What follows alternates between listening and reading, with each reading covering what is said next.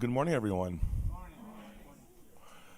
So, watching the last half hour or so of socializing, there was very much a vibe of a family reunion, which is great, which is wonderful, and it speaks to how long some of us have been working on this issue together. Um, and I say that as someone who, at 5 years, still feels kind of like the new kid on the block. So, first, I want to thank all of you for all the work that has been done individually and collectively to be in a place where we can even have this conversation. For those of you who don't know who I am, I'm Andre Green. I'm Executive Director of SkillWorks, which is the workforce development arm of the Boston Foundation. So for us, the modern version of the story of ESOL support probably dates back to when the Latino Equity Fund and the Boston Foundation funded a report called the ROI of ESOL. And we were very excited about this report. We were ready for it to catalyze action in the field in the community. And we were super excited when we released that report in March 2020. And then all of a sudden, no one cared anymore. That's not entirely true. Actually, during the pandemic, the labor shortages caused, the dislocations caused, actually really focused people's attention, which is why, working with groups like JVS, the Workforce Solutions Group, we were able to work together to convince then Governor Baker to make real investments in rapid reskilling of the workforce, which included, at the time, a fairly massive investment in ESOL education. And we're here because we're having another one of those moments. I don't need to tell you all what you all read in the news every morning. Especially if you're like me, you spend that 20 minutes first thing in bed doom scrolling. I call it the damage report. And so I think it's really exciting that we have here in the Commonwealth an opportunity not just to try to stop the world from falling apart, but to actively and affirmatively make things better for all of us, for our foreign language working friends, for our economy, for our communities. And it's been so refreshing these last 2 years of intense focus on this to see all of the parts we have in place here in the Commonwealth. And that's what we're here about today, is to discuss not only what is being done right, but what is possible. How it is that we can build a system that allows our foreign-born workers to fully utilize their skills, their talents, their training to provide for their families and make a stronger Commonwealth. So when I say that, I want to be clear. This is a reunion because it's a collective effort. I'm the first to submit that everything I've learned about this topic over the last few years has come from many of you in this room who have been doing hard, meaningful, dedicated work. And for those of you who may be newer to the topic, we invite you, and I'll discuss this more later, to join us in our ongoing efforts to build a system that builds on all of the strengths of the Commonwealth to make sure we're really reaching every worker who can benefit. It occurred to me as I was looking at the agenda this morning that we never actually put in a place where we actually explain what vocational ESOL is. So I'm going to do that in 30 seconds before handing it off. The idea is simple. We want immigrants who want to learn English to be able to learn English.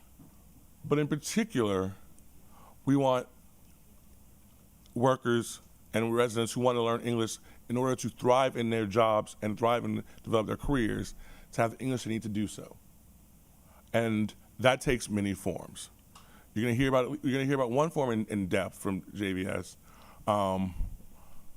but we recognize that if we're building a system that meets workers where they are, it's going to require flexibility, collaboration, and different models. So it's one of the reasons I'm so excited that this moment is drawing attention. I want to shout out our friends at Eastern Bank who have committed to making a major $3 $10 million investment in professionalizing vocational education. I want to shout out our friends at United Way, who I learned recently are investing in helping us narrative and tell stories. We at the foundation are committed to working, as you'll hear, to really help build an ecosystem and network that supports what is, again, a fairly major investment from the state. And so before I hand it over to our secretary, I want to discuss that. The state, Massachusetts has already been a leader in state investment in ESOL in a way that many states just aren't doing. I want to recognize that. In the governor's budget this year, she proposed another investment. The legislature, did their piece, and out of the fair tax money, we're seeing a $10 million investment in ESOL aimed at supporting workers. And I want to make sure that we give the state credit for that in a tough budget year, making a real meaningful flag in the sand, saying this is something that matters to us in the Commonwealth. In that vein, it is my honor to introduce the Secretary of Labor and Workforce Development here in Massachusetts, Lauren Jones. I expect many of you know Secretary Jones because, again, she's been in this work with us for a while now on the front lines, in the halls of power, and we know that she's a friend to us and to the work. Without further ado, Secretary Jones.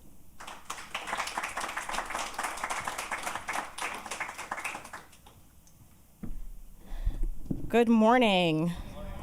Thank you, Andre, for that kind introduction, and certainly thank you. I know I saw Lee Pelton earlier, certainly for the Boston Foundation's continued focus on this, combined with the leadership of SkillWorks. And so many, as I'm looking around this room, I was able to say hi to some, but it literally is a reunion, as Andre said. I hope you have fueled up with your coffee to start, and you're energized, because I know you have a great agenda before you.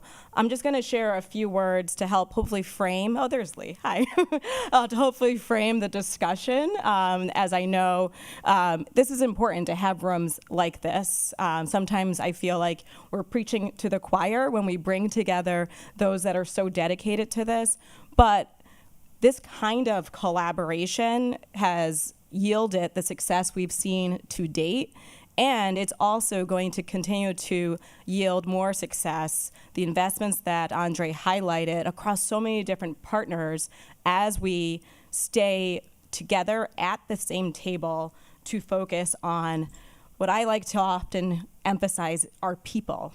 When the Healy-Driscoll administration launched our workforce agenda back in 2024, one of the founding principles that helped to guide how we can attract, retain, and develop talent was focused on our people. And if you've heard me talk, you probably have heard me give this kind of focus around why it's so incredibly important to have this people-centric approach. When we think about the growth of our industries, from healthcare and the next life-saving solution that we are leading in life sciences or in the healthcare or human services field, when we think about the innovation that sparks within our manufacturing, when we think about supporting the direct and indirect jobs that we know happen in so many industries in this region and in regions across the state, it's all grounded by amazing talent that we need to make sure that we embody the tools to support and ensure that that talent helps to fuel the competitiveness that we know we have here in Massachusetts, but I think also making sure that we're driving greater equity and outcomes for that talent, because every single worker matters, and at the end of the day, it's those people that help to comprise our communities, that help to support our economies, and in turn, we want to make sure that we're advancing that economic mobility and opportunity for every single worker here in Massachusetts. And we know here in Massachusetts, we have an amazing asset when we think about our immigrant community. Massachusetts has long been a welcoming and inclusive commonwealth, a commonwealth that has been a gateway for immigrants, people who come here seeking a new home, chance to build a future for themselves, for their families, and contribute through work, education, and again, lifting up their community. And we want to then also lift up that community as well. And certainly while we in Massachusetts have these values, we believe in the strength of our people, as Andre said, with the doom scrolling and all that you see each and every day, there are tremendous threats that we know the Trump administration continues to threaten us with, setting us decades, centuries back in how we value our people.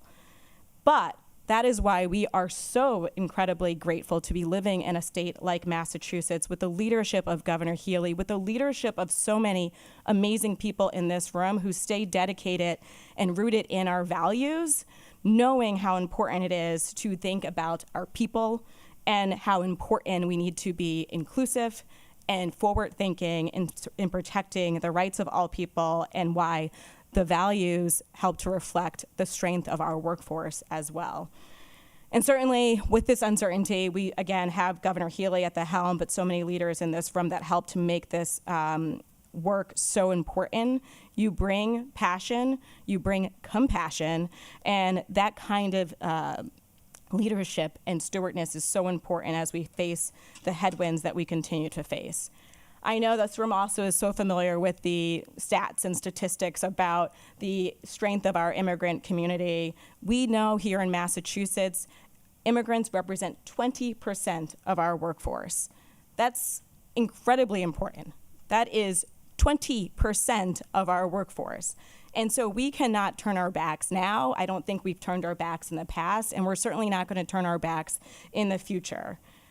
As we think about how to attract and retain this talent here in Massachusetts, in our workforce agenda, we think about the barriers, the infrastructure that we know we can lift up, and the barriers we can help to reduce to bring more people into our labor market, to upskill the existing workers that we have.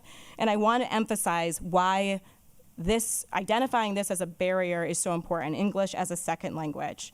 Again, this room also knows that language is a barrier, but that is exactly why the Healy-Driscoll administration and so many in this room have stayed dedicated to investing more in English language learning. But I think what is the game changer now and why we're talking about this as it relates to workforce is how incredibly effective it is to look not just at English language learning, but connecting this directly to vocational education, to vocational opportunities contextualized for the work that is in demand today and that we expect for the future. And this takes a partnership. It takes a partnership with the training providers in the room, with academia, with employers, making sure that as we bring more individuals into the workforce, we can do so even more effectively by making sure that they are learning the job to be amazing, productive workers, while also advancing their English skills to grow and be even better workers for the employer, but also for the amazing assets that they have and will continue to provide here in Massachusetts. And that's exactly why the Healy-Driscoll administration, as Andre alluded to, has stood up a statewide ESOL for work agenda. This is led through our Workforce Skills Cabinet. I have the pleasure of chairing this, but at the table and working alongside me is Secretary Tutwiler of Education, our team and new secretaries of Healthcare and Human Services, as well as Economic Development. And we started this year with this goal of how can we provide this shared vision through the Workforce Skills Cabinet, knowing how incredibly important all four secretariats are to this work. And we were so thrilled that we were able to secure $10 million through support with the legislature and with the governor's vision. And with that $10 million, we're going to continue to expand ESOL services, supporting 3,500 individuals and aiming to reach more learners that we know can be effective not only in the classroom, but most importantly within our workforce. So it's a way to provide the skill building as well as the workforce that we know we need. I'm sure you're going to hear tremendous feedback and thoughts from our panel, including Yvonne from Executive Office of Education. We know there's amazing examples across the state. You're going to hear all of that today, but know that yes, it's a family reunion in this room, but you also have partners in the Healy-Driscoll administration that are rolling up their sleeves, eager to continue to do this work alongside you. And we greatly appreciate that you dedicate time, you dedicate investments, you dedicate thought leadership and strategy to continue to think about how we can be effective today, but also as we look ahead, knowing that we will continue to be a Commonwealth that is inclusive, that is building a more affordable, equitable, and competitive Commonwealth for all of our workers. And it takes the amazing assets and work of the people in this room, as well as the talent that we're continuing to lift up. So thank you for the opportunity to share a few words today. And I look forward to hearing all the outcomes from what I know will be a strong agenda that you have as well. So thank you very much.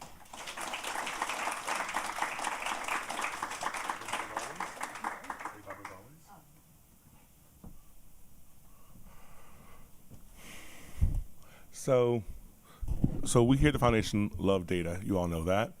And we especially love data that tells us things we already know, right? Everyone here knows that ESOL training helps the economy. But it's always really good to be able to walk in with some quick sound bites about exactly how much. So we contracted with long-term friend of the Foundation, Matt Brewer, to do some modeling around what we could get from an investment in ESOL, and I'd love him to walk you through it now. Matt?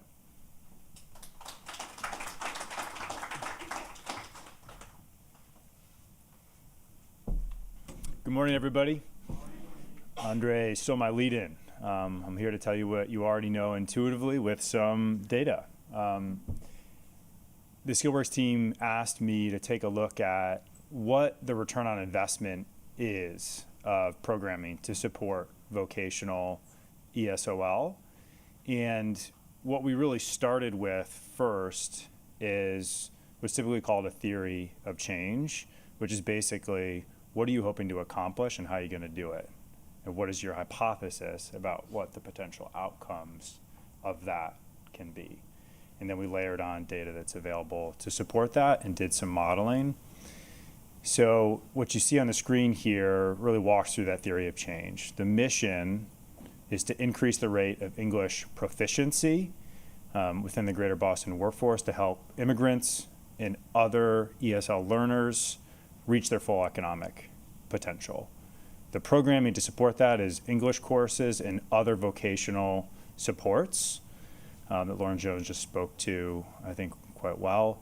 The outcomes from that I think are pretty intuitive are the students increase their level of English proficiency, they gain or upgrade their employment, their wages and job quality increase, and then ultimately they are able to increase their wealth and participate fully in the regional economy.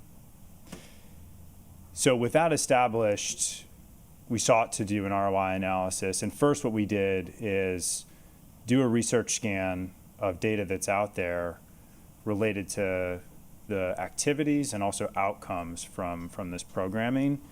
And I want to preface first that this analysis stands on the shoulders of some pretty incredible original research. I'm glad that Andre mentioned earlier the Boston Indicators report back in 2020 that was foundational in this regard. I would also specifically call out a report last year by Mass Inc. that revisited the issue and came to some very similar conclusions with some new data. And there's plenty of other good research to reference that we've included in the footnotes here if you're interested. So we first started with the program delivery model and the cost associated with it, and then worked towards that economic multiplier from left to right here. So you can see we assumed a $45 million investment in vocational ESOL that would serve 10,000 students. And that was really anchored on the state's initial proposal and concept of serving 10,000 students with a $30 million investment in straight ESOL programming. So $3,000 per student. The foundation aims to invest another $15 million for supplemental vocational supports, bringing the total investment per student to $4,500. So what is that going to translate to is the hypothesis. The main data point that this analysis is anchored on is that for every one level increase in English proficiency, data demonstrates this is an average of 24% increase in wages for those students. That's just one level. That's not reaching fluency. There are multiple levels, and they might be starting from a lower base. So said another way, the rest of this analysis is therefore conservative. That's unfortunately the only return data point we have. To be able to turn that into dollars, we have to find a starting compensation number. And the best data available is that the estimated salary of an immigrant who's been in the Commonwealth for 5 to 10 years is around $34,000, right? And what we did with those two numbers is we created a cohort model. We know that all of the students in the 10,000 aren't going to be served in 1 year, so we assumed that that would happen over the course of 3 years, 3,300 and change every year for 3 years. There are also two cohorts within the model, right? There are those who are underemployed and can benefit from that wage increase, and there are those who are unemployed currently going into this. And unfortunately, we know that around 28% of those in the Commonwealth with limited English proficiency are unemployed, which is, of course, much higher than the state's overall unemployment rate. So there are kind of two cohort models sitting underneath this. So if you play out people getting jobs who didn't previously have them and people increasing their wage as they gained increased proficiency, what it translates to over 15 years, if you run that model out, just the increase in wages is $1.3 billion. And about $1 billion is from those who increased their wages, right, based on those outcomes. And 350, or the delta, is from those who were previously unemployed and became employed. So hopefully that gives you a good picture of the data behind this and the potential outcomes, but ultimately data only can go so far. So I'm going to turn it over to Amy from JVS to talk you through some learnings from the field of what this looks like in practice.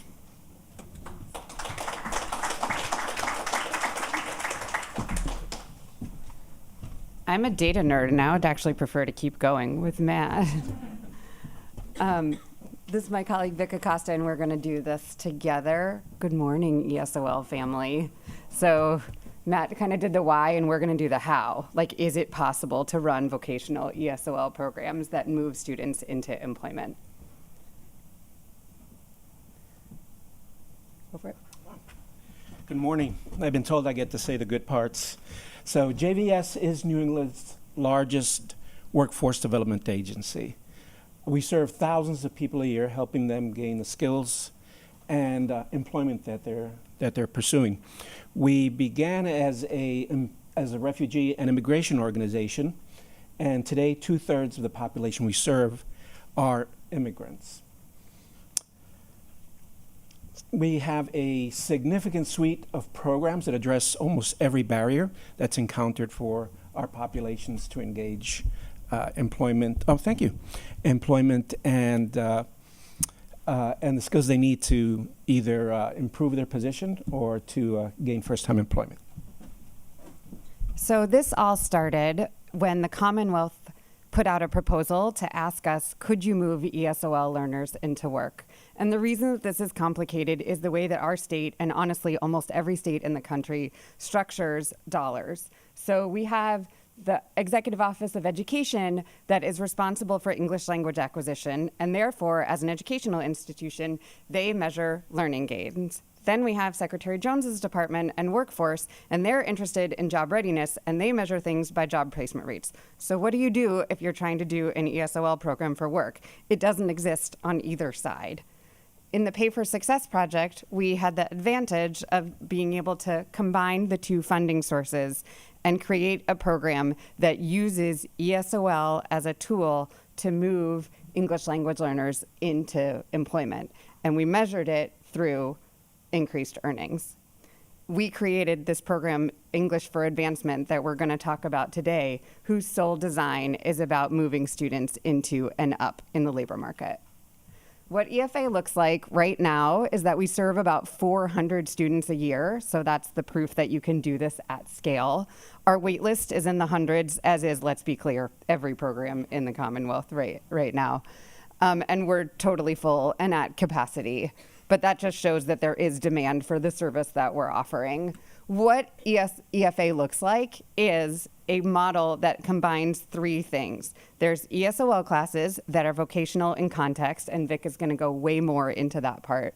There's career coaching, the idea that a person is responsible for learning about the labor market and learning about you, the individual, and then matching you to employment.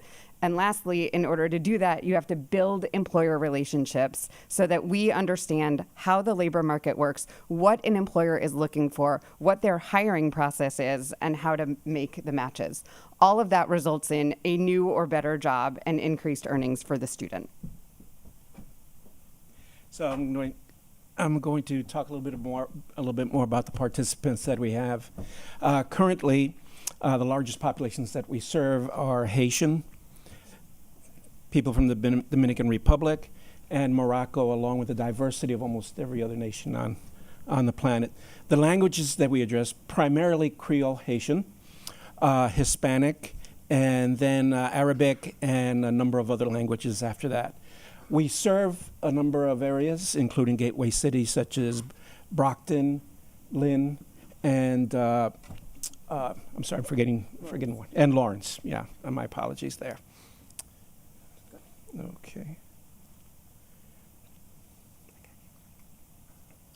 Okay. Holding the thing upside down. So how does EFA differentiate from other programs? Well, we all know about waitlist because we all have hundreds of waitlist items in there. Thank you. So in a traditional ESOL program, and as most of you know, it is a first come, first served program in which people will come in continuously and they will be placed in the classroom. This is much needed because of the number of people that need to be served. Unfortunately, it causes disruption in class as people come in and instructors need to continuously either restart or adjust curriculums to meet the need. This creates the need for a very generalized curriculum that is textbook based and so is focusing on very specific type of language that have things to do such as how to order food at a restaurant, have a conversation with someone else. All critical things because, quite frankly, we all need to do those things. Okay. So EFA is a little bit different in that we have a managed enrollment. Okay, well, someone's going to do this for me, thanks. A managed enrollment, after an in-depth intake process, we roll people into our classes on a 4 and 6 week cycle. The intake process is critical because we need to understand who is coming in and how to meet them where they are in the classroom. So we specialize curriculum around those points. That creates a differentiated instruction, which means we understand what kind of career paths they're looking for, what their interests are, so our instructors can modify lesson plans as well as worksheets and testing. In turn, what we have is a student-driven program making sure that they're getting ready and what they need. Because we do that in-depth intake, we also understand that they come from a diversity of educational backgrounds and needs. We have people who haven't completed elementary school and some who have master's degrees. And so we need to meet them in the classroom and challenge them just enough so that they continue to improve. Our instruction, as I'll go over in as fine a detail so that we get through this. Not at all. I'm following along here. So such things as when we traditionally learn another language, prepositions of time, developing listening skills, and using past tense. These are critical things to learn in language. Okay. When we talk about this in EFA, in English for Advancement, we're talking more about, instead of tense, we're talking about availability and work schedules and everything that has to do with the context of attaining work and sustaining work. So things such as voicemail recordings from someone who's offering a position, these are important things to review and go over. And one of the things, instead of talking about past tense, is, wow, we jump right into the grammar, and that's good.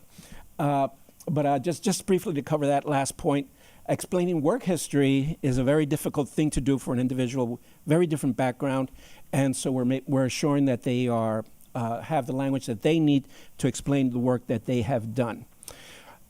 I'm going to go over just 3 short examples, and one of them is grammar. Introducing grammar is contextualized in the sense of what you're going to be asked by an employer and what you need to do at work.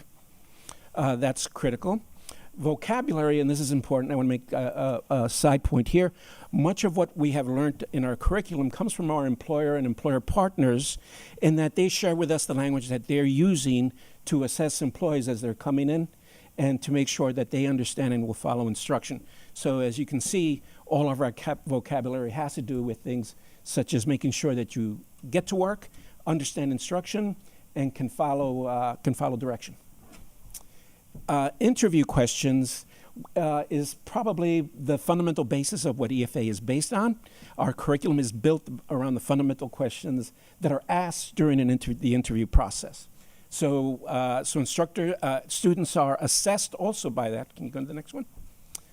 So when we do practice sessions and when we do assessments to determine how someone is improving, we use the basic interview questions that will be asked to assure that they can self-advocate and that the employers will be hearing the language that they put out there so that our clients are ready.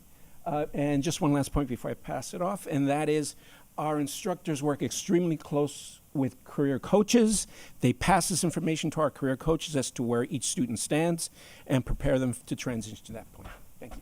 So the other element of a program that is vocational in focus means that there has to be career coaching. So how we would describe this is each student is matched with their own individual coach whose job it is to understand what the student's goals are, understand what the student's barriers to employment are, and then create a plan with them about how they're going to get there. Then they do the actual work of job readiness skills, applying for jobs, doing an online job search with them, and then finding a match for them. And then once they start a job, helping with onboarding paperwork, understanding things like using Google Maps and how to get to your new job from your house, all of the steps that it takes to make sure that somebody can successfully start employment. And then we hold them for 90 days and then transition them to post-employment coaching. The other part of career coaching, besides being able to be student-centered, is to be employer-centered.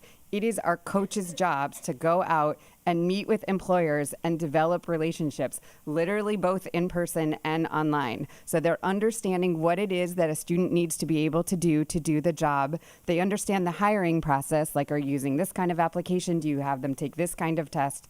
And then they're able to go back to the classroom and literally make matches between the students that they know and the employers that they know, so that our students have the best chance possible of getting one of those jobs. We can meet their hiring needs with the amazing talent that we have. And the talent that we have is well prepared through ESOL instruction that is paired with the vocational skills that they need. So some of the comments that we received from our students are posted up there, but the point that they underline is that they're getting exactly what they need to be employed. When they come back from an interview, they've mentioned that these are exactly the questions that you trained us to answer, and these are the concerns you asked us to bring up so that I know that I'm getting what I need from my family and I. So now you're going to ask me things like, well, does it work? And we have a lot of proof that it works. One of the advantages, and maybe less so advantages, of being in a Pay for Success project is that we did a randomized control trial where literally we met thousands of people and interviewed them. And if they were an applicable candidate for English for Advancement, they went into a lottery, and half the students got English for Advancement and half the students did not. But all of the students gave us their social security numbers, and we had the Commonwealth's partnership in being able to use wage data to match how much each student was making. So we measured each student that we met a year after we met them for a year. So each student has a 2-year window. This becomes important in the story because something very significant happened to the labor market in 2020. So when we started enrolling students in 2016, they're referred to on this graph as cohort 1. Then their measurement period is 2018 to 19. Then we continued enrolling students all the way, and who then had measurement periods in 2020 and 2021. Meaning that when no one was working, 0 minus 0 is still 0, so it was much harder to show wage gains. So Here is the actual data of what happened during our Pay for Success project. So the lighter bar is the treatment group, people who got EFA classes, and the darker bar is the control group, people who were eligible for English for Advancement but were not enrolled in the program. So at every stage, so the left-hand side is everybody, and then it's divided into the cohorts of people that we got to measure before the pandemic happened and people after. So before the pandemic quarter, so I'm in the middle right now, we were killing it. Like, our students exceeded by twice what was statistically significant to be able to prove that our students are making more money than the control group. In the pandemic quarters, which is the graph on the right, a little bit less, and so all together. But you can tell that absolutely students who received English for Advancement are now making more money than students who did not receive English for Advancement. So there is statistical proof that this model can work. Even with that, even today, only 7% of all ESOL programs are vocationally focused. So we have this model that we know that works, and yet we haven't really created a system yet where we can give even more students the opportunity to learn the kind of English skills that they need to get a new or better job. So where do we go from here? Well, we know that this is what employers want. There is definitely a multitude of jobs open right now, even in this economy, where students could thrive were they to get better English skills. There is more demand than any program in the state can meet, not just at JVS, but every provider in the room will talk to you about the wait lists. So we know that there are students who want these services. And lastly, not just JVS, but many of my colleagues in this room run similar programs where you can use a vocational focus and career coaching and employer partnerships to move people into employment. And were there to be other organizations that want to learn how to do this, we have the tools that we need to be able to change the system. Thanks.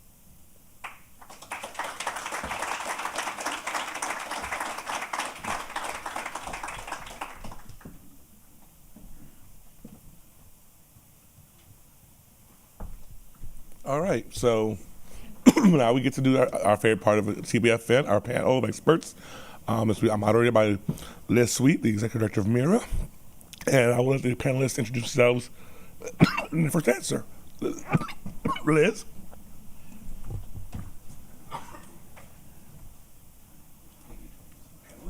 And panelists, please come up and join me on stage.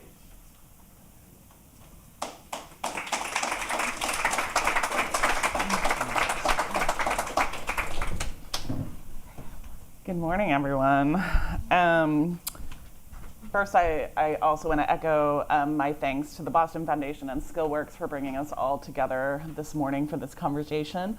It's so great to be sharing the stage with all three of you, and I'd like to just ask you to very briefly introduce yourself, and maybe we can start over here with you, Emmanuel. Hello, everyone. This is Emmanuel Owusu with African Bridge Network. We work with skilled immigrants to help them rebuild their careers in Massachusetts. Wybon Stevens Carter, Associate Commissioner for Adult Education at the state, and we oversee a portfolio of about 12 different programs that serve English language learners in a variety of ways. Good morning, everyone. My name is Tanya Metlock, and I'm the Executive Vice President at the Massachusetts Business Roundtable. We're an organization of nearly 100 CEOs or senior executives from large employers across the state. Thank you all. I'd like to begin just by picking up on this really compelling presentation we just heard from JBS about their model, English for Advancement, and the as one really strong example of successful vocational ESOL. What are other examples from the Commonwealth of successful or inspirational programs that we should be looking at? And why don't we start with you, Emmanuel? Thank you, Liz.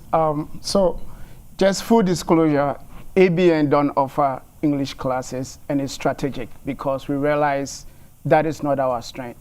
That means we have to depend on other English classes to help skilled immigrants get the requisite thing that you need to do in order to build your career in the Massachusetts Commonwealth we live in. Because if you want to practice at a professional level in Massachusetts, you need to speak English at much more higher fluency. So quickly, think of it this way.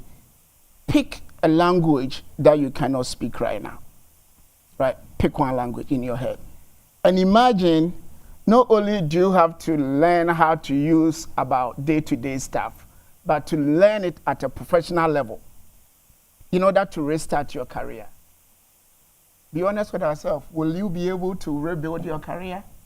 It's a tall order. So I do applaud JVS and all the other agencies for what you do. It's unbelievable. Without what you do, we cannot get people to get their careers back. So quickly, when you follow the Pay for Success model, there are a few other programs out there that, if you allow me to highlight, you have the Holyoke Community College, they have the Accelerated English Language that will target immigrant professionals and will help them with contractualized English. And I think they said it in 2021, up to now, they've served over 400 candidates, and the numbers are a bit impressive. They are very flexible and dynamic. All the courses are virtual because they are dealing with people who have the basic digital skills. And then you have the ACCA. They've been doing this for a while. They have career advancement for professionals, so they'll combine English ESOL with banking and building maintenance and regularization program. And then you will have the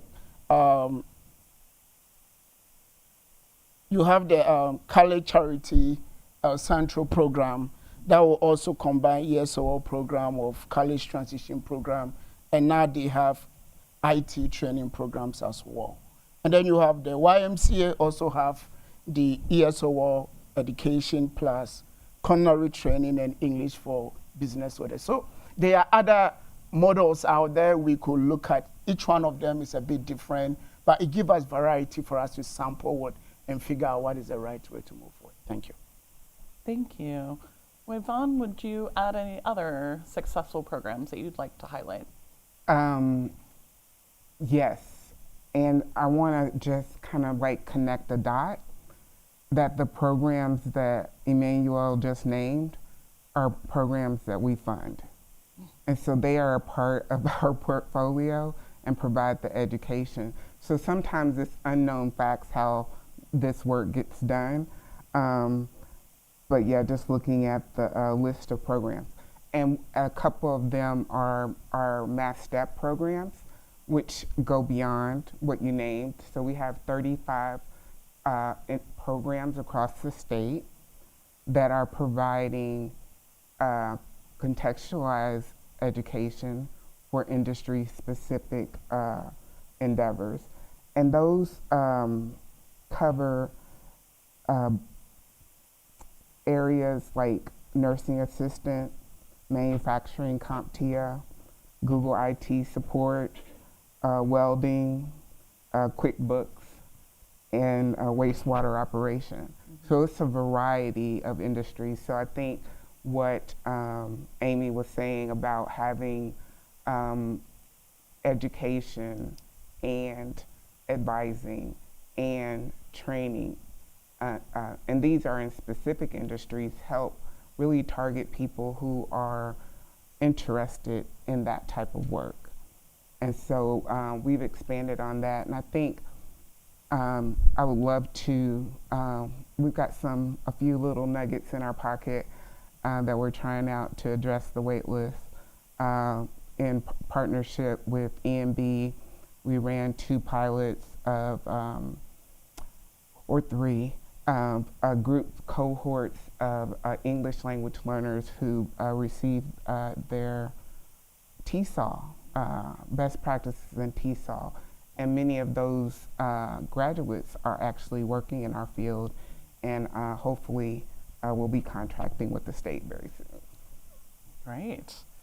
And you've just been mentioning also some of the specific needs of certain industries and employers. I'm wondering, Tanya, if you can pick up on that and speak more about how do we better align vocational ESOL with needs of our industry? Sure, yeah. So, the roundtable became very interested in this because when we talk to our members, the number one issue they have is finding diverse talent, right? If they want to stay here, if they want to grow, if they want to thrive, they need talent. And frankly, we have a lot of people leaving the state, a lot of young people because of cost of living issues, and it's getting harder and harder to recruit from out of state to get people to move here. And so what we say is, don't look out of state. There's diverse talent right here.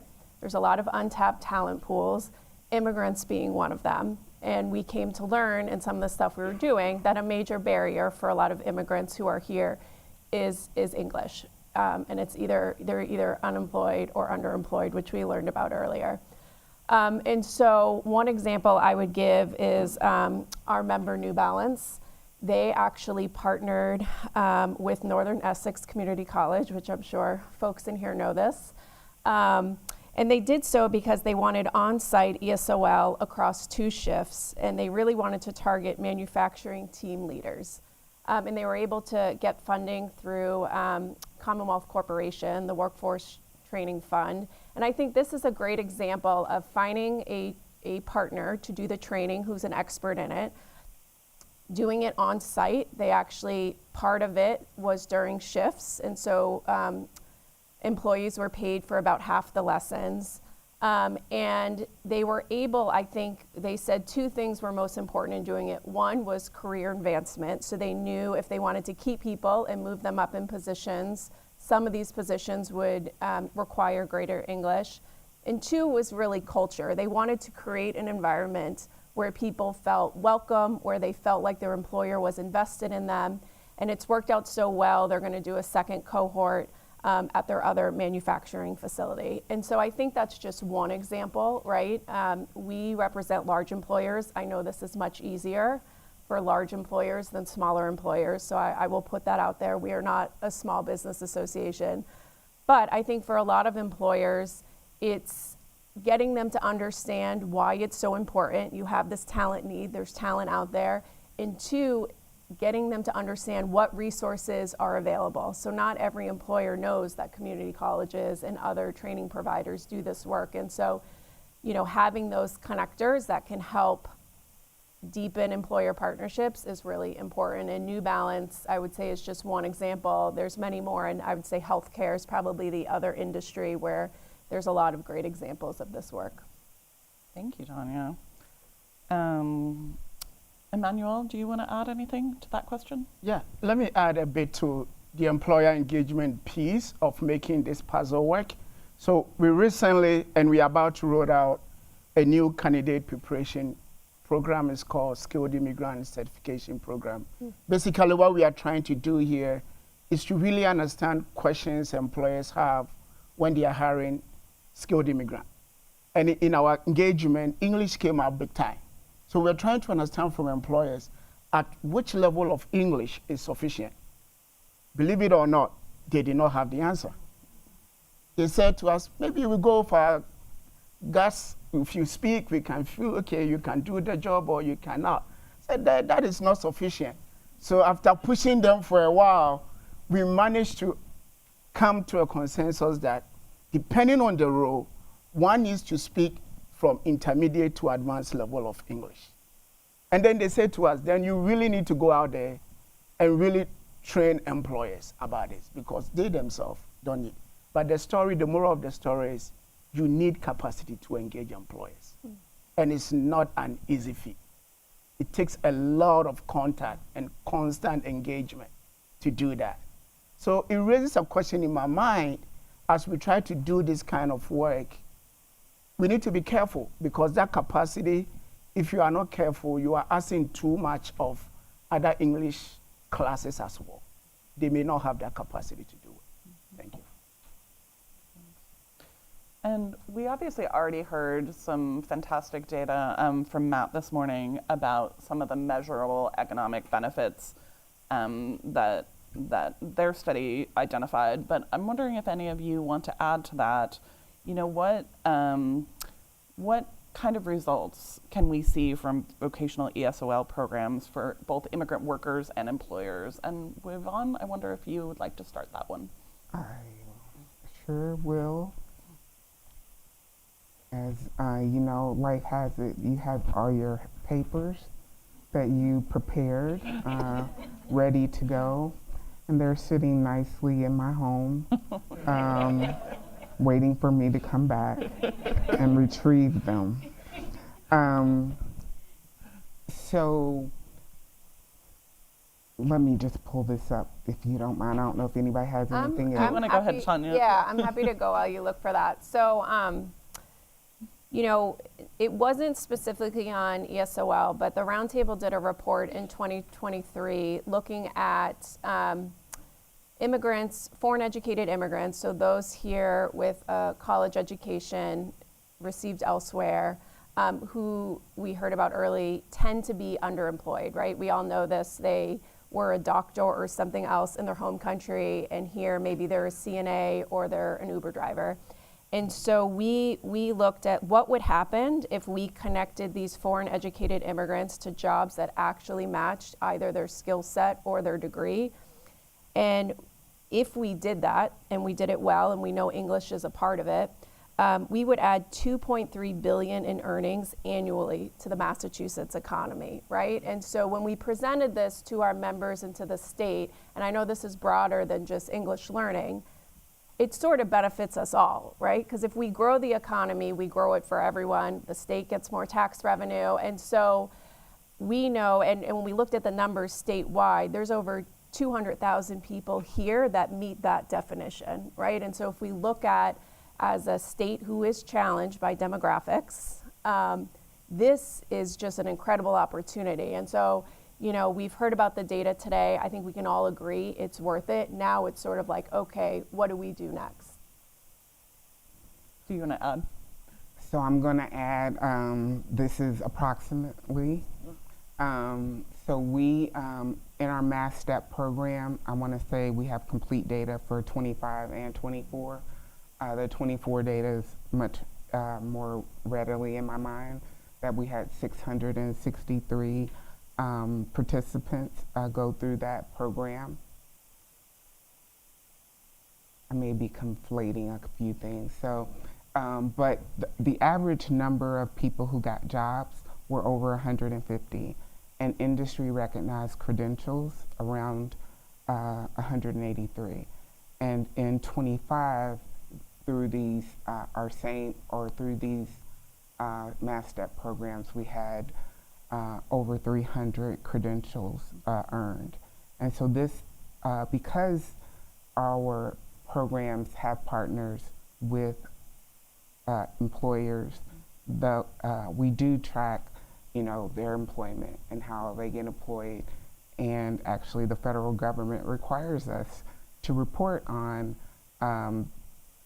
their wages, you know, in the 2 quarters after exit and 4 quarters after exit. So we are paying attention to, you know, the retention of our students and their employment. And we also, in addition to Mass Step, we do have had in the last few years, and we hopefully will continue in the future, models like EFA that we fund, who do this match programming. And we have 5 programs that we have funded in that model, and they have served over 600 students, and also and have produced over 50% employment. So I think it's really expanding on what we all learned through the Pay for Success model, and what can work and how to scale it. And it would be great if we could even scale it higher. So I think that's something we should be looking forward to, and really seeking the backing of the governor, and to use our additional funds that we were given to advance programs like that. Thank you. Emmanuel, do you have Yeah, anything let else me on the measurable quickly benefits? add a benefit that we don't talk about enough. So let me give you some income increase with our participants. So the average income for people who come to our Immigrant Professional Fellowship is $32,000 a year when they start. Those who complete and land a job, the average is $65,000. They double their income in a year. But let me go beyond that. Every year, we turn people away because they are out of state. And they keep saying, can you let us in?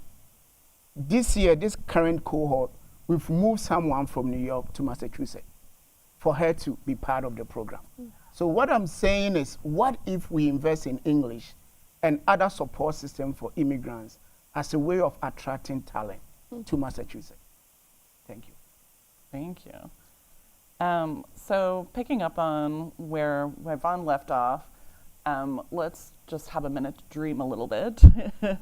And, we've already heard about the $10 million investment from the state, which is very exciting, but let's dream bigger.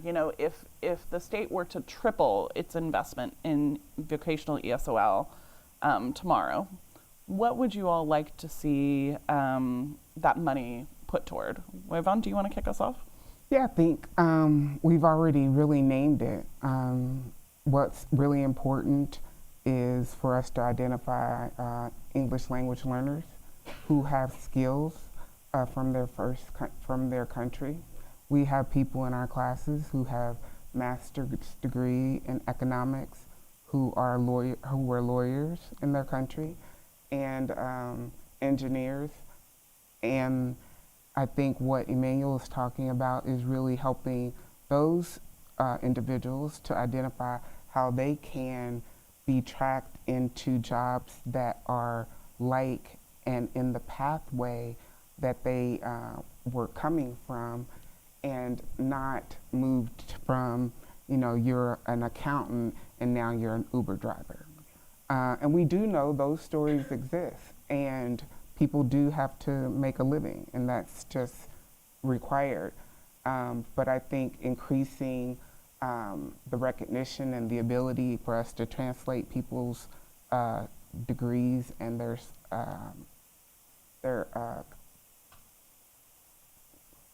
credentials would be one way. I think we would also increase vocational programming and expand our industry-specific training, as well as we would need to expand and really boost our English language courses. Because in order to get an English language learner from a level 1, or where they barely speak English, to advanced ESOL, which is what businesses are requiring for you to do the job, then that's our bread and butter. And we need to be able to, not skip over people's understanding of English in a variety of ways, because that is really, I think, equitable to both our businesses in the Commonwealth as well as to the learner, to set them up for, I only know the words that are, in this particular job thing. But I think we can grow them by doing business partnerships where you're actually doing the education at work, partners where you're actually doing the education and training together. And I think, and I wouldn't say that's too out there, because we have really scaled our education funding since 2019 to now to almost close to triple from where we were with our state and federal funding. So we do have to continue to advocate for federal funding and for funding like this, whether it's from workforce and or education. And I think we are working together here in Massachusetts to, braid our dollars to do as much as possible. Thanks. Emmanuel, what about you? If we were able to triple the state's investment, what would you like to see the Commonwealth do with that funding? So a good number of people who come to our shores will have some professional degrees coming with them and credentials. When they get here, it doesn't get recognized. So as they are learning English, I think what we could also do is to coordinate the effort to get their license recognized again.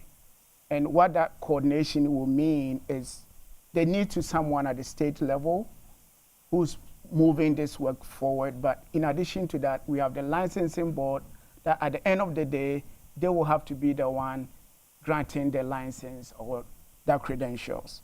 Then you need employers also at the table. Give you an example. We were helping someone to become a CPA, again here in Massachusetts. There's a requirement that you need certain number of working hours in order to sit for the CPA board. So imagine an individual who is trying to navigate this.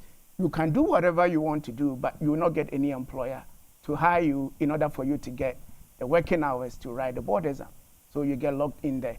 So you need employers really at the table. And then you need some workforce agencies helping to coordinate. So it's not just develop a guide as to how you get your license back. It's take a lot of effort to do that. And that is where I encourage the state to make the investment. Thank you. Thanks. I wonder if we can start with you, Tanya, for this next question. And Weban already mentioned that we know that, unfortunately, federal funding is in decline right now. What role should so many of the stakeholders play here, Tanya? We have state and local government, we have employers, we have philanthropy. What are their roles in building our state's vocational ESOL programs? Yeah, I mean, I would say, and Emmanuel just talked about this, I mean, coordination and breaking down silos between secretariats, which is hard work. I mean, funding streams, when they go to different secretariats with different, Amy laid it out nicely, with different goals, different requirements for measure, really breaking that down is tough. But I think you have a state that is really committed, and the secretary, I think, is very committed to looking at this. The report that came out last year that Eastern Bank Foundation, MassInc, and TBF did, I think really laid out what needs to happen, right? So you have a plan. I think you have an administration that it's going to take time, but is committed to thinking differently. So I think one, it's like as funding gets cut, let's step back and fix the things that aren't working, put in that coordination and really think, okay, if we're going to have less, how can we do better with less resources? And then I think the second piece, what I would say, where there is funding, can you fund things like employer engagement, right? Because I know a lot of times we expect a lot from, I come from sort of the workforce development world. We expect everyone to do employer engagement, but it's never funded, and that work is tough. And so are there ways to think about, in grants and other things, how can you help those who employer engagement might be new to? How can you fund that so that they can do it?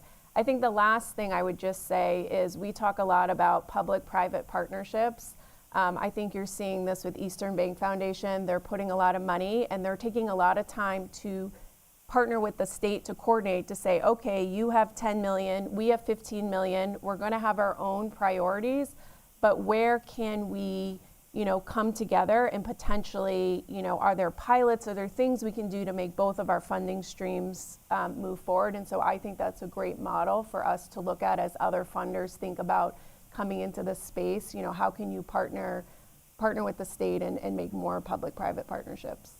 Thank you. I was just going to add one thing is we are not only the state or other agencies, we are employers as well. And I think that one of the things that we haven't done as best as we could is hiring the talent that we see in our own organizations and agencies to build up our own organizations and agencies. And as one of our pilots, we contracted with 25 adult learners, 44 the first year, it was too many, 25 adult learners, and put them in jobs. I have, and in the Department of Education, we have adult learners working in our charter school program, who were working in our grants management program, who have skills that can do, state work and get their contracts in through combis. and which is a task in and of itself, but and have been very successful. And they speak, and they're ambassadors because they are few who speak for the talents of many. And we have one in Washington, D.C. right now, today on National Literacy Week, who's there with the teacher advocating for adult education and the funding. So I say we have to look also within ourselves as well as drawing in other partners as well. Thank you. And Emmanuel, any last comments on this before we go back to the audience for your questions? Thank you. What I would like to suggest for our thought here is maybe instead of encouraging every ESOL program to build vocational English, maybe what we need to do is to make investment to the ones that are already working. They already have the infrastructure. And then coordinate efforts so that others can feed into them. That way we can move people through quite quickly. And those that will make the investment, we need to really task them to be more flexible and do high volume. That way we can reduce the wait list as well. So I'm looking at how do we reduce the wait list. If you ask every program to go vocational English, you're building things from scratch. It takes a long time. There are already people doing this job well. Let's position them as a feeder. Let others feed into them, and then let's move them forward. And that will help with the wait list that we have. Thank you. Thank you. And thank you to all three of our panelists.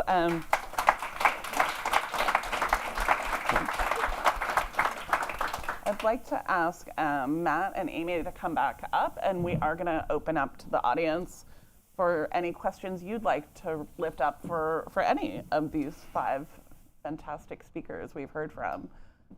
Victor, please. Sure. So with regard to your last comment, thank you. I always have problems with microphones. Hello? So with regard to the last statement that you made, working with other ESOL programs and not having them rebuild VESOL from the ground up, EFA works with 2 partners, Neighborhood Health and the Boston Public Library, because they recognized they don't want to build this from the ground up and are willing to make short-term investments, 2 programs a year and so on and so forth. But they experience the same challenge in that our recommendations for type of curriculum and then proceeding with career counseling is difficult for them. I like the idea of the partnership. I wish we could transport all our knowledge base into them. They're such good partners. Have you seen other examples in which you've seen challenges or they've overcome the challenges? Again, it's issue of coordination, right? Staff have to talk to staff. So we work with Holyoke Community College, the Accelerated English Language. When their graduates finish their program, they feed them into our program for professional development, employer engagement. We are in constant relationship with them, like once a month we are having a meeting. And then we have a list. Who are they referring? Where are those candidates, right? They can ask us questions, we can ask them questions. So you need that level of coordination to be able to build that kind of feeder system. Thank you. Did you want to? I would build on that to say that the 100 programs that we do fund for community adult learning are required to have career workforce preparation activities, which include advising and identifying skill sets and digital literacy skills and helping our adult learners. So we do have many programs that aren't known that are doing this work in their programs, but they didn't call it vocational English. They just called it what the individual needed to know to be prepared for their next step. And so I think that we are not as far away as we, because what Holyoke is doing is what they've been doing. And when they paired, but they're, they also, they're waving their flags all the time. But we have programs in Lawrence, programs in each of our regions that are probably could be held up as, excellent and above excellent in regards to their career training. The state has provided a significant amount of investment in training for our programs in these areas through a model called Teaching Skills That Matter. And our professional development vendor has a whole curriculum on advancing career and through curriculum and so forth. So it's not far. We can do it. Yeah. It's just figuring out how and actually acknowledging what we are already doing. Thank you. I think we had a question over here from Zam. Hi. Okay. Hi, I'm Zam Weber, the Chief Advancement Officer at the International Institute of New England. Thank you so much to the Boston Foundation and everybody in this family, because so many of us, like people have said, have been in the work for so long. I just wanted to talk about like the elephant in the room, which is that if this if this country keeps going with its immigration policy, we are going to face economic collapse, and really just call out that there's so many people who are new in our communities, who are foreign-born, who are immigrant, who do not have stable legal status, and who have dramatically, thousands and thousands of people lost their status. So is a part of the strategy, maybe in the room, in the private sector, in the state sector, to come together and think about what are the ways that Massachusetts can protect immigrant status to the extent possible? And what I'm thinking about is one of the only options right now is like green cards, like helping people who have the opportunity to get a green card to stay in the country. The city of Boston's put out about, I think, $900 or so thousand dollars to impact some of this work in their Office of Immigrant Advancement. What could the state include in its philosophy and strategy for the incredible amount we depend on immigrants in our economy, the opportunity for them to actually increase or advance their immigration status? Great question. Do any of our panelists want to speak to this? I can go first and only say that the basis of the Pay for Success project is that you do a piece of work and it pays for itself, right? So if we teach people English, then they become taxpayers because they move into the workplace. So it seems like we could use the data and the argument that we have that building the economy through English classes is good for the state and honestly pays for itself. And the other piece of research I would cite is that there's also proof that when low-income people raise their incomes by a percentage, that discretionary income they spend. And so they're also increasing the tax base and increasing revenue into the state for that reason as well. So we have two economic drivers around using vocational ESOL. Emmanuel, did you want to add? So I was trying to look out for the name of the group, but I know City of Boston have made an investment in an agency that will work with employer that hires low-skilled immigrant to help them get the work authorization. So that's an effort which is good we can look at and support. Currently, they are struggling to find the right employers. So employers in the room, this is what you can do legally. You can come to the table and we can get many immigrants get the right documentation so that they will survive the next 3.5 years that we're looking at. So that would be one thing we can do. Thank you. So just to kind of like speak very directly to your question, the laws that are being pushed in on states, like I'm sure everyone heard of, I'm not going to say it, it's the PROWA legislation that was reinterpreted to require anyone who's receiving federal funds to ensure that the people that they are serving have legal status. And that has never been a requirement in education. either K through 12 or adult education.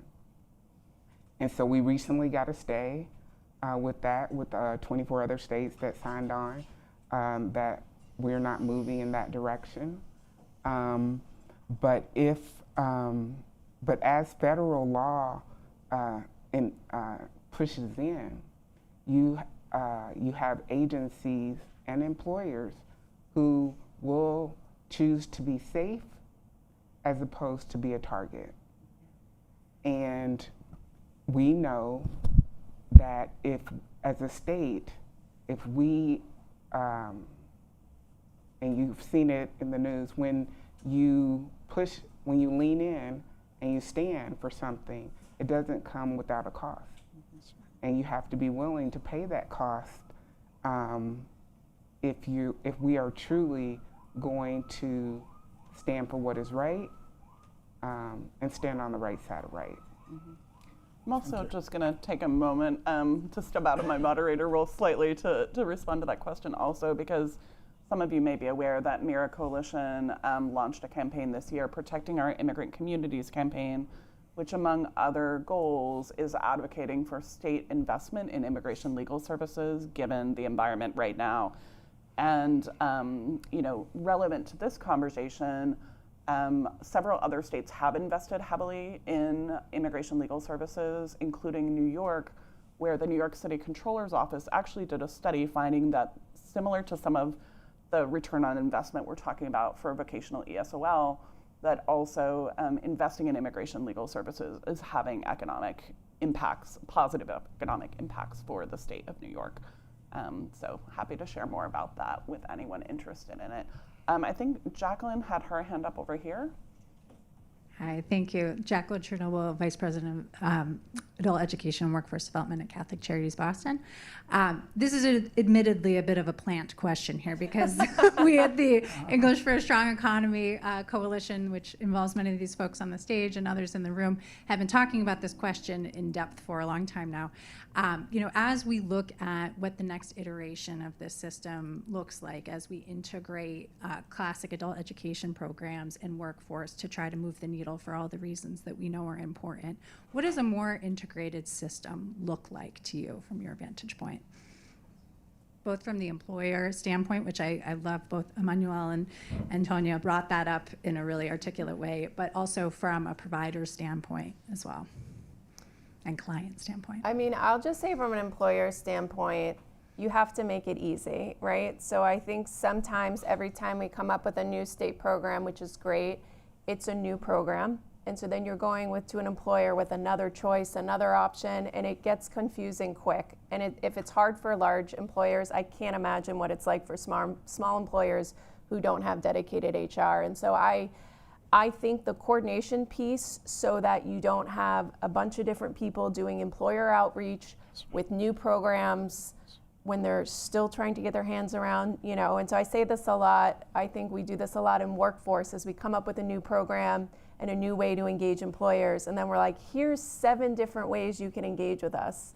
Super hard, right? So I think being coordinated, whether that's through the Workforce Skills Cabinet or whatever entity is going to bring everyone together, and then you need to simplify it, and you need to give the capacity, which is brought up, and investment to really do the employer engagement. Amy, do you want to add to that? I think on the student side, it's very much the same thing, that we have English language learners who are looking to better their English. 70% of students who are in English classes are there because they want a new or better job. But the vocational programs are few and in between. So yes, we need more of them. And also we need one system that helps every student find the thing that they're looking for. And we need our programs to be talking to one another so that every skills training program is talking to every ESOL program about what their entrance requirements are so that ESOL learners can learn the things that they need to move on. The same with employers, the same with community college. We need one system that is helping people understand where they start and where they're going to, and having a coordinated vision where all of us are working on trying to advance the same goal. Thank you. And I think, unfortunately, that's all the time we have for Q&A. So can we thank all of our speakers again?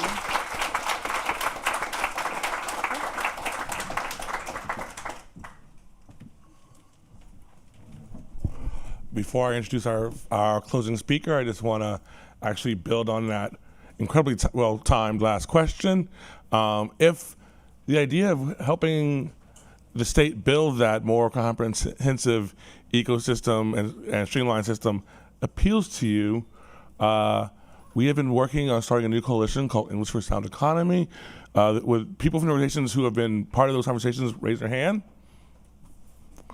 If this is something that you're interested in perhaps getting more involved with or learning more about, please reach out to any of us. I think this is a really fragile but important moment to actually, again, as I said at the beginning, move the ball forward, not just hold the line. And these are the people who are helping us to do that.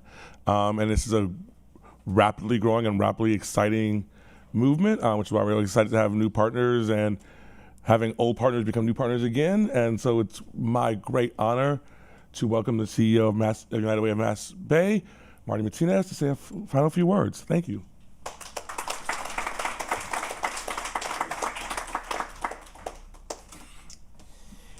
So I'll be very brief, and thank you for having the opportunity to be here and help close us off.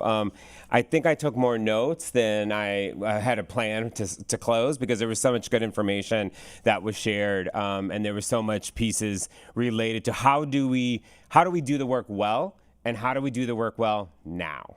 And I think that's an important component to not lose track of in the moment that we're in.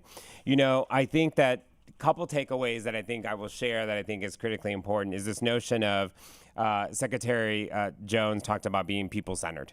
And we know that the entire conversation we had was about how not only to be centered on people, but also employers, also on the system itself that needs to be strengthened and needs to meet people where they're at. But at the end of the day, when we talk about economic benefit, or we talk about what does the data show around earnings, or we talk about what does it do to strengthen community, this all goes back to people. This is about creating opportunities for people to be empowered, for people to reach the full potential of what they can actually do to support themselves and their families. And that's the work that all of you are doing each and every day. And that's the work that the United Way of Mass Bay is proud to partner with many of the organizations that are here today to do the work that you all know needs to happen, and that probably needs to happen even more now than ever before. I'm struck with this notion of the question and around how do we think about today, given the target that immigrants have become for our own government, if you will, as we sit there and think about that for a moment. And we at the United Way, like many of you, are trying to figure out how to navigate the moment that we're in. And we're having conversations, bringing together leaders, talking to employers, talking to investors and partners, trying to figure out how we navigate the road ahead. We've created a United Response Fund to raise money, getting ready to make some investments, actually in partners here that we're going to do here shortly this week, about thinking about ESOL and vocational ESOL, and how do you think about re-envisioning the system. We're excited to partner with JVS and making an initial investment from that United Response Fund here actually this week. And in addition, we're making emergency investments to organizations that are trying to put money in people's pockets around food and basic needs and security and issues that immigrants are facing today. We can and must do both in this moment. We can and must think about how we protect our neighbors and how we strengthen the protections in our communities that we're privileged to have here in the Commonwealth, and not lose sight of progress. How do we make progress moving forward on the issues that so many of you have dedicated your entire life to try to improve and strengthen? We have to do both. The minute we forget the progress that we're focused on and strengthening the work of the state and strengthening the work of providers, we have then focused just on the fire we're putting out. And we must do both in this moment, and I know you know it well. So from me to you, thank you for letting the United Way be a partner with all of you. I'm eager and excited to continue the work that you all are doing and consider us a partner in the work we continue to move forward on. Thank you to SkillWorks and the Boston Foundation for the incredible work and setting this table. And again, I know we move forward with many challenges in our head, but I'm optimistic about what we can do to strengthen the work and make sure every person has an opportunity to help their families thrive, especially in this moment. So thank you, everyone, and have a great day.